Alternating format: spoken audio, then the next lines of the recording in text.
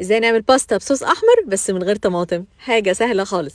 خد الاول راس التوم دي واقسموها كده بالعرض بالمنظر ده، وبعدين حطوها مع فلفلايتين حمر وطماطمايه وحيده لقيتها في التلاجة، رشوا عليها شويه زيت زيتون، دخلوهم الفرن يتشووا، ولما يبردوا هنقشرهم ونحطهم في الخلاط، الفلفل والطماطم، ونفعص راس التوم بالشكل ده وتطلع كل التوم اللي فيها بمنتهى السهوله. عليهم معلقه وسترشاير صوص، حبه عصير ليمون، واضربوا كله في الخلاط. حطوا الكلام ده كله في طاسه على النار، وهتبتدوا دلوقتي سيبوها تغلي، وتحطوا لها شويه ملح وشويه فلفل، وحطوا لها كمان شويه زعتر اخضر او زعتر ناشف مش مشكله.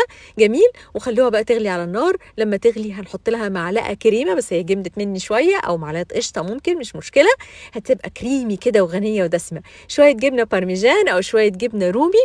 وبعدين الباستا سلقناها بس ما تبقاش مسلوقه جامد، وقلبوها دلوقتي بقى مع الصوص اللي تحفه ده، ريحته تجنن يا جماعه، في منتهى الجمال.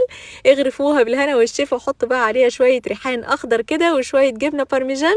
يا سيدي حاجة كده، إنما إيه، أكلة في منتهى الجمال بصحيح.